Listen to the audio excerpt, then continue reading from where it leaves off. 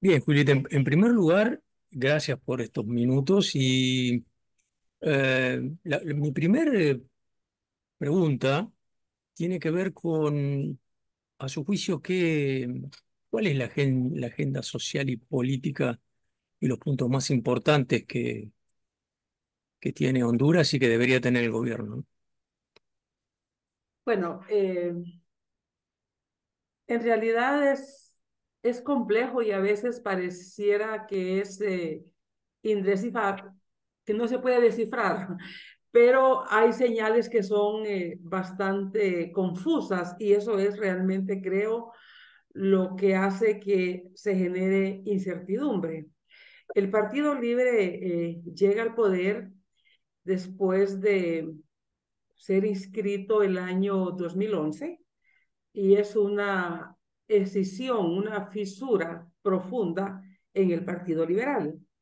Estuvo en la oposición activa, con mucha capacidad de movilización, porque obviamente al haber salido del poder el presidente Zelaya de forma violenta por un golpe de Estado, concitó muchos apoyos, digamos, nacionales e internacionales. En el plano nacional, Libre concitó los apoyos de el movimiento gremial, de sindicatos, de las dirigencias obreras, de campesinos, de pobladores, y el Partido Liberal también, que fue un partido eh, que más parecía un frente porque reunía a muchas tendencias. Con el Partido Libre se fue el sector del Partido Liberal de más centroizquierda y de más izquierda, más progresista.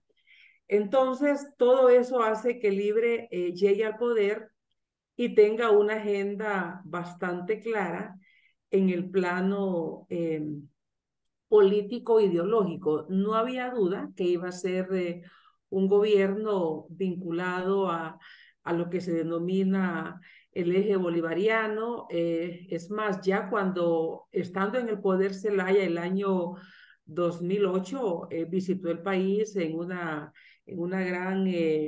un gran acto político el presidente Chávez, el presidente Evo Morales, Correa. Entonces, todo eso ya se miraba que por ahí venía el tema político ideológico. Y también Libre invocaba en este tiempo, un rechazo al gobierno de Juan Orlando Hernández, a quien llamaba en sus orígenes dictadura y posteriormente narcodictadura, por todos los nexos que quedaron después expuestos de algunos políticos y de la familia presidencial, incluyendo él, en el problema de los ilícitos vinculados a las drogas. Todo esto hizo un protagonismo muy alto y una gran expectativa en la gente, invocando el tema de la democracia, derechos humanos, de las libertades, de la no persecución. Y creo que este ha sido el lado de la sorpresa digamos, de Libre. No había sorpresa por el lado de su planteamiento político ideológico, pero se creía que iba a haber coherencia entre lo que fue su discurso y su militancia activa en estos años que fue oposición, que esos valores democráticos los iba a ejercer una vez que llegara al poder. Y ahí ha estado la sorpresa. Y creo que los hechos que vemos como que empieza a incumplir, inclusive a violentar la institucionalidad y el Estado de Derecho, comenzando el gobierno el año 2022, cuando se elige la Junta Directiva del Congreso Nacional.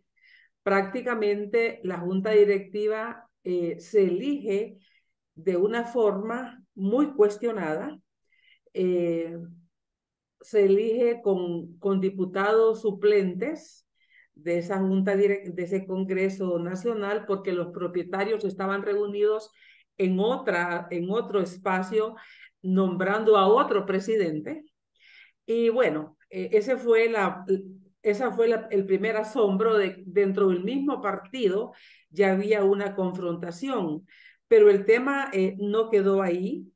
Hubo destitución o hubo nombramiento de cargos como el del Procurador General de la República y el subprocurador en aquel momento, estando ellos todavía, estando los funcionarios en sus cargos, sin haber vacado el tiempo para que fueron electos y sin haber renunciado ni haberle sometido a una investigación. Simplemente los nombraron en un paralelismo. Lo que hicieron los procuradores que estaban en funciones fue renunciar e irse a sus casas para no entrar en conflicto, pero eso realmente fue un acto donde ya comenzamos a sentir o a ver las acciones marcadas por la ilegalidad. Otro tema que fue muy controversial fue un decreto para dar amnistía a los perseguidos políticos del golpe de Estado. Hasta ahí eso era razonable, estaba bien, pero a la hora de aplicación de ese decreto de amnistía fueron beneficiados exfuncionarios del gobierno Zelaya que estaban guardando prisión por actos no políticos, sino de corrupción. Es más, uno de ellos había sido capturado estando el presidente Zelaya todavía en funciones. Precisamente él se encontraba en la Cumbre de las Américas en Santiago de Chile cuando fue capturado. Y bueno, todo eso ya empezó a crear la sensación frente a que estamos frente a un gobierno arbitrario, ante un gobierno que dijo o que criticó la violentación del Estado de Derecho por parte del gobierno anterior, pero que él está haciendo cosas muy parecidas. Y los temas continuaron en esa misma línea.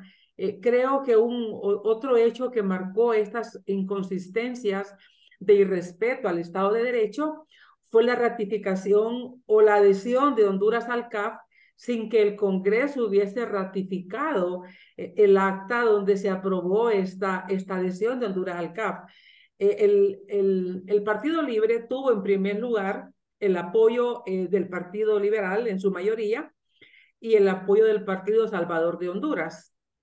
Con eso hacía mayoría simple. La confrontación interna, el estilo de gestión, las dudas que fueron surgiendo hizo que fuera perdiendo apoyos. Cuando el Congreso tenía que ratificar el acta de adhesión de Honduras al Banco Andino de Fomento, ya no tenían los votos para poder ratificar el acta. Ellos sabían eso, suspendieron sesiones legislativas por casi 2 meses para ver si conseguían los votos, no lo lograron y al final dijeron, la presidenta sancionó el decreto, lo mandó a la Gaceta sin que el acto hubiese sido ratificada. Entonces todo eso fue haciendo que la oposición fuera distanciándosele más, algunos, otros que fueran pues manteniendo su adhesión, pero con eso no hace mayoría simple.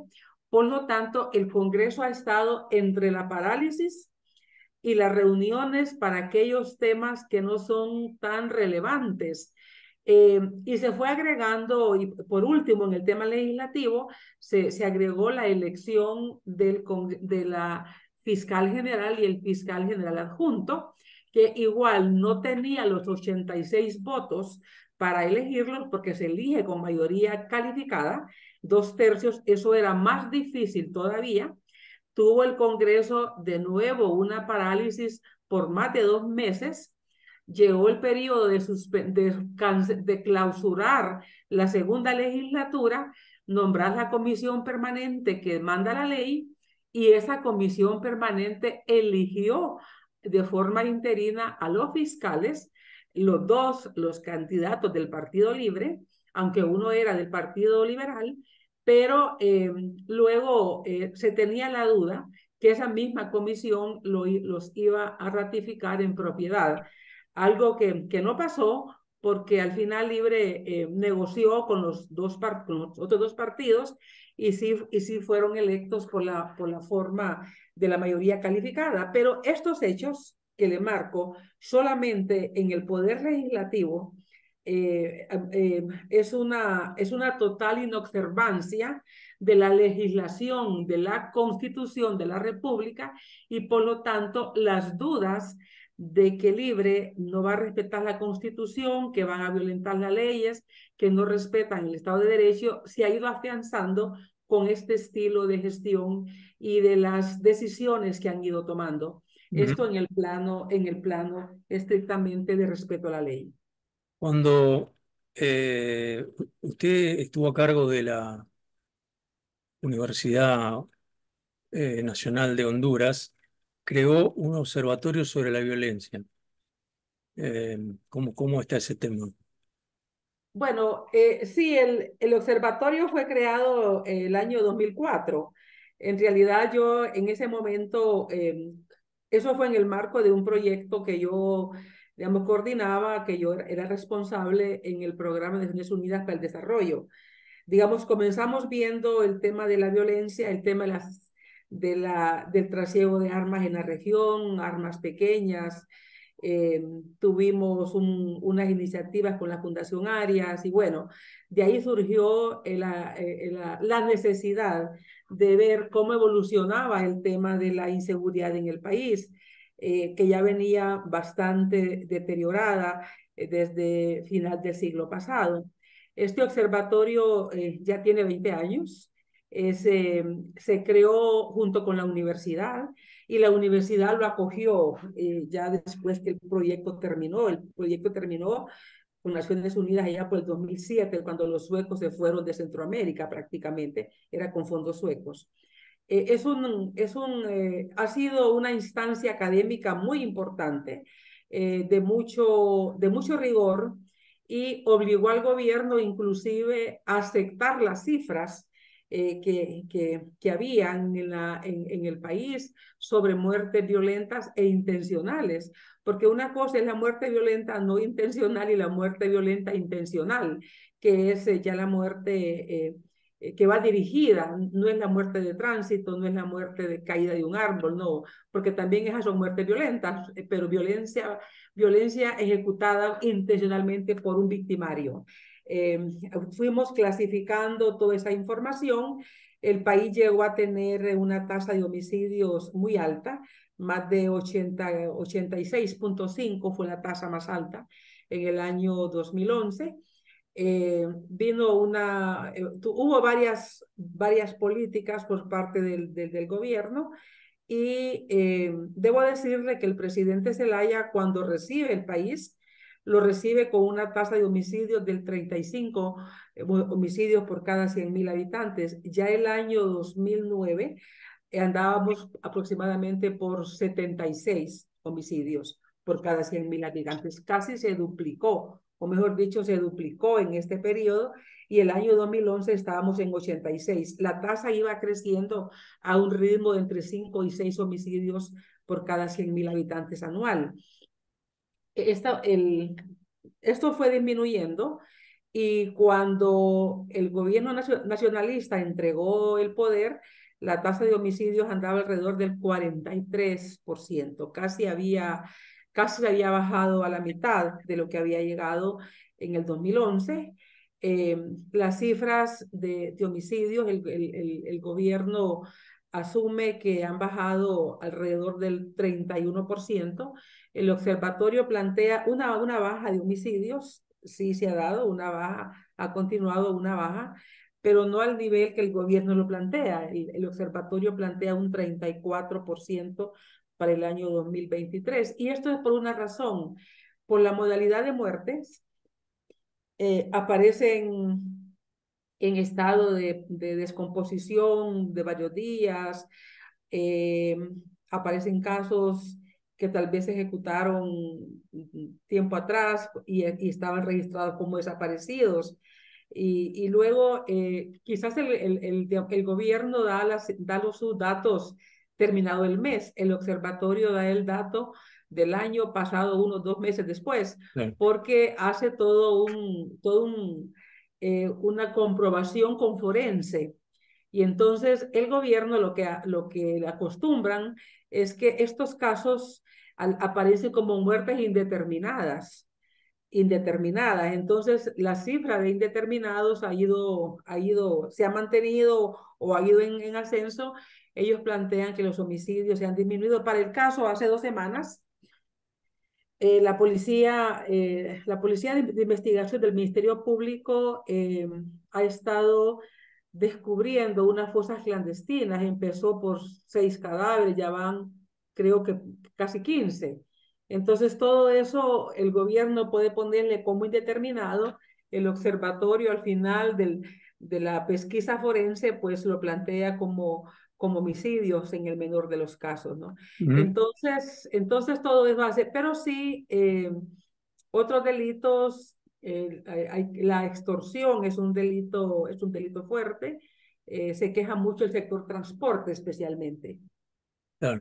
Entonces creo que un enfoque integral es lo que amerita ver realmente la dinámica de los delitos más allá de los homicidios, que es la peor probablemente de las formas de delito.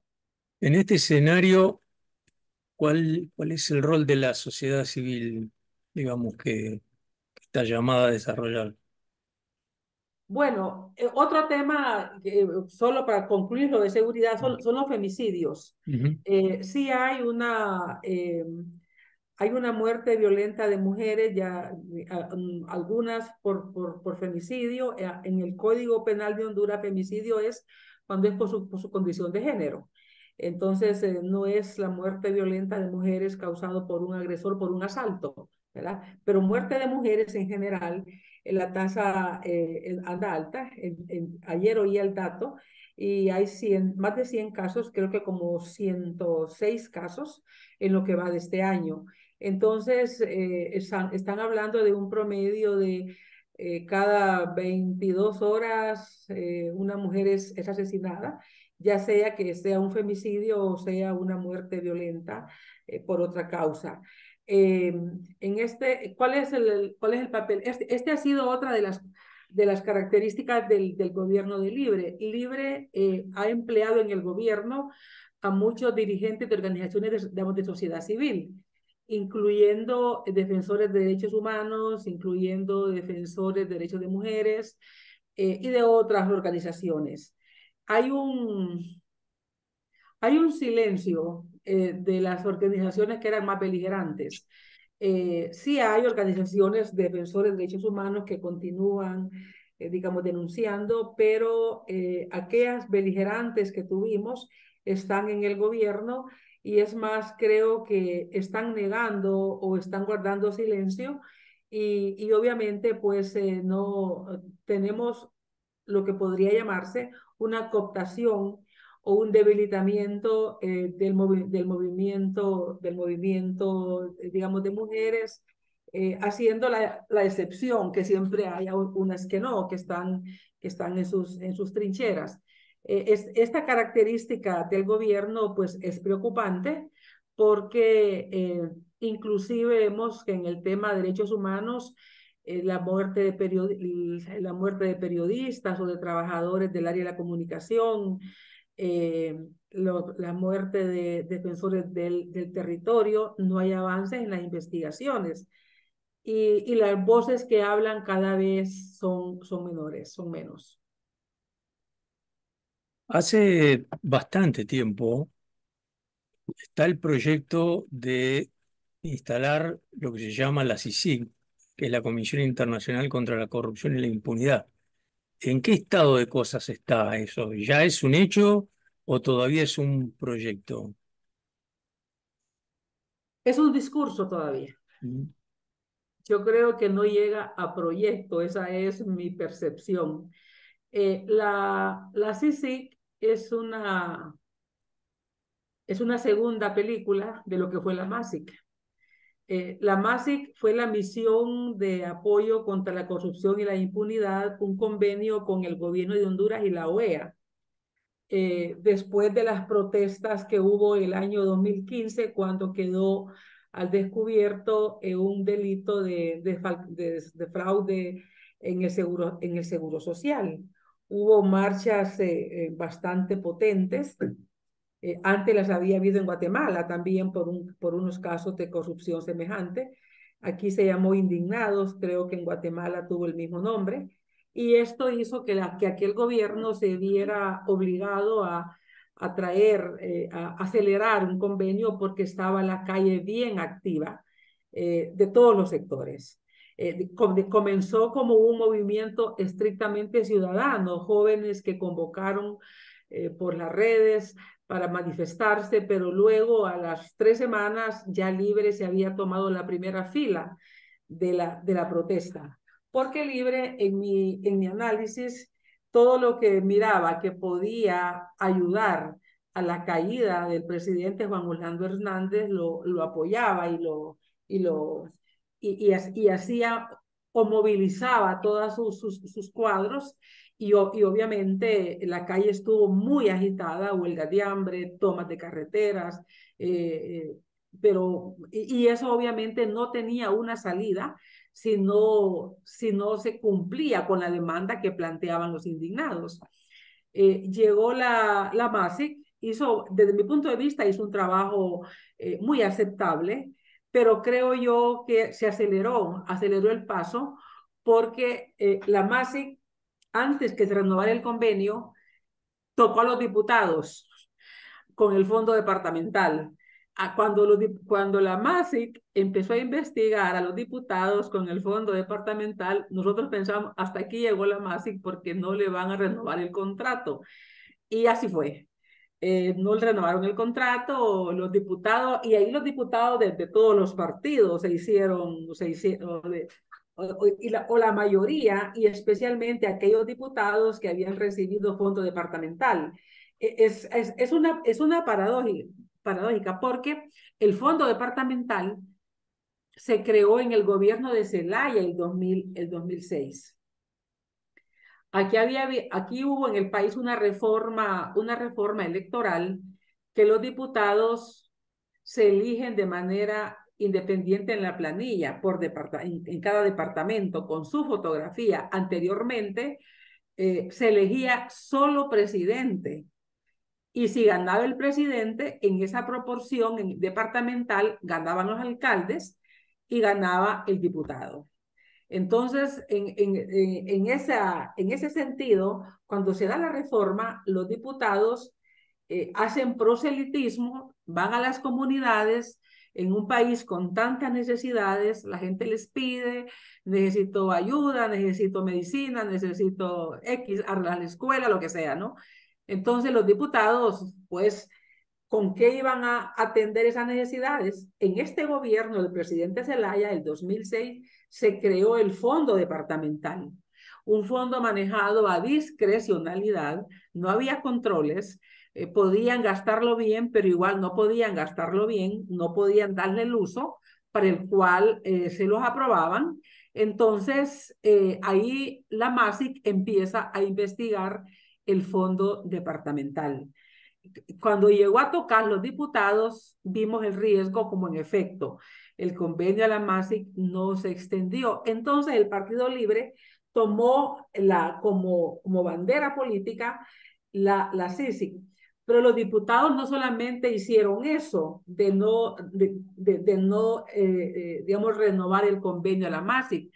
Los diputados crearon una serie de legislación que se le conoció como pacto de impunidad aquí en el país, porque se blindaron. O sea, el Ministerio Público, ellos tienen X cantidad de años para liquidar los fondos que reciben.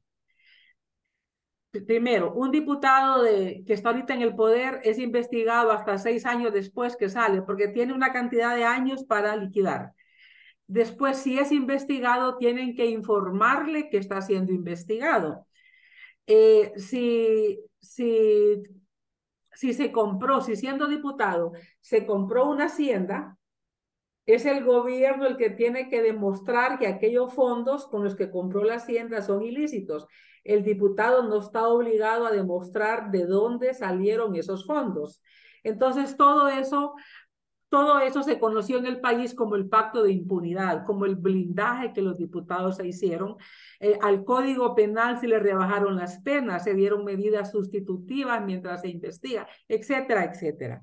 Entonces, digamos, Libre enarbola digamos, la propuesta de campaña de traer una CICIG, pensando en el ejemplo guatemalteco. Decían que no querían la MASIC porque la MASIC no tenía la suficiente fortaleza, que no querían un convenio con la OEA porque no tuvo, porque la MASIC, según ellos y según la gente, no tuvo la suficiente fuerza ni la suficiente, sí, digamos, apoyo legislativo, legal, la consistencia legal para hacer apoyo, para hacer investigaciones muy a profundidad. Entonces, ellos ofrecieron lo que llamaban la MASIC 2.0, decían ellos, ¿verdad?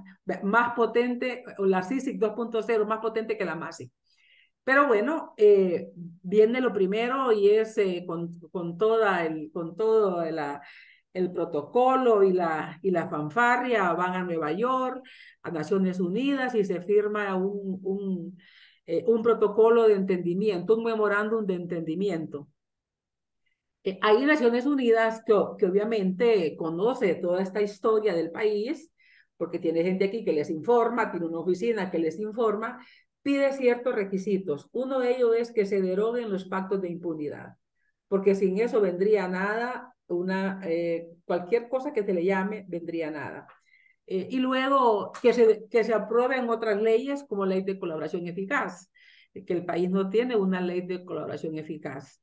En tercer lugar, pide varias condiciones, pero siempre vimos como sospecha nosotros que el gobierno también puso condiciones. Y una condición que ponía el gobierno, y no sé si la mantiene, es que ellos nombrarían a las personas que entregarían la MASIC, ¿verdad? Y estarían financiando. Aquí hubo mucha oposición, hubo voces de oposición, incluyendo el Partido Libre, que decían que eso no podía ser porque entonces serían empleados del gobierno y no tendrían la independencia de un organismo internacional. Naciones Unidas pedía también esa independencia y esa autonomía para decidir eso sobre los funcionarios, quienes serían, para elegirlos. El gobierno estuvo insistiendo todo el 2022 y parte del 2023 en que ellos iban a financiar, que ellos iban a financiar. Entonces, también ese era otro de las cosas que no mirábamos nosotros como que voluntad, porque el que financia y el que elige al empleado, pues es su empleado, no serían entonces empleados internacionales independientes. Y bueno, llegamos a esta fecha. Ya se han firmado dos memorándum de entendimiento que han vencido. El último vence ahora, creo que es la próxima semana, que está venciendo el segundo memorándum de entendimiento. Han venido 3 veces la misión de Naciones Unidas al país. Honduras ha ido 2 veces, la presidenta ha ido 2 veces a Nueva York.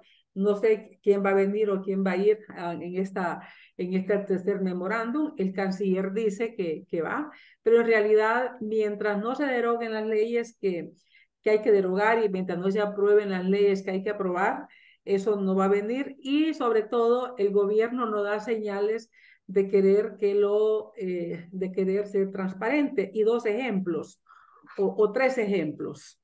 El gobierno de España había aprobado un préstamo para construir 2 hospitales, pero el gobierno de España no da dinero, ellos construyen, ¿no? Entonces el gobierno rechazó el préstamo. El ministro de Salud renunció la semana pasada porque se activó un fondo digamos, de protección social, no, perdón, el director del Seguro Social fue el que renunció, el director del Instituto Dueño de Seguridad Social. Se activó un fondo digamos, de previsión social y de reserva laboral, que son muchísimos millones de lempiras, y la presidenta no lo sancionó. Eso se aprobó el día antes del Día del Trabajo y se suponía que era como un regalo para los trabajadores o un gesto, no un regalo, un gesto de acercamiento, de entendimiento para los trabajadores. Lo raro es que pasó un mes y la presidenta no lo sancionó, no se publicó en la Gaceta. El ministro renunció y una de las cosas que invocó es que el ministro planteó, perdón, el director del Seguro Social, discúlpeme, el director del Seguro Social planteó que se construyeran dos hospitales del Seguro Social en dos regionales que tienen empleados y que tienen cotizantes y que no hay hospital en esas ciudades y que los construyera con la veeduría internacional para evitar lo que pasó en los anteriores casos del Seguro Social, del fraude, de los robos, etcétera. Y la presidenta le ordenó que dejara de hablar de los hospitales, de construir hospitales. Eso lo dijo el médico, director de Seguro Social. Lo que impactó muchísimo, fue muy duro eso para el gobierno, porque este médico es el médico de cabecera de la familia presidencial. Entonces, lo que significa que para él haber llegado a esa decisión no fue fácil, porque es un médico que una familia con vínculos con la familia presidencial de muchísimos años. Ya había sido ministro este médico en el gobierno anterior de Zelaya. Es más, cuando le dan el golpe, él está de ministro, si no recuerdo mal. Entonces, eh, pues todo esto hace que uno piense que con esas prácticas no hay interés de que haya transparencia. Y ayer el Consejo Nacional Anticorrupción dio el informe del índice de transparencia del gobierno y entre los que están con menor índice, con entre el 10 y el 15% de 100, es el Ministerio de la Presidencia y la Presidencia de la República, que tiene un fondo discrecional muy alto y, no, y hay un decreto y hay un decreto ejecutivo de secretividad de cómo se va a manejar este fondo. Entonces, todo eso nos hace pensar, por eso le decía, la CICIG es un discurso, no es un proyecto a esta altura.